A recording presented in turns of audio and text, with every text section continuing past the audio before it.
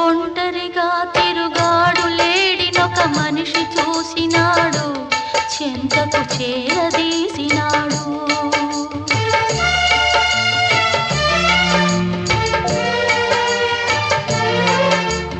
అభమో శుభమో తెలియని లేడి అతనిని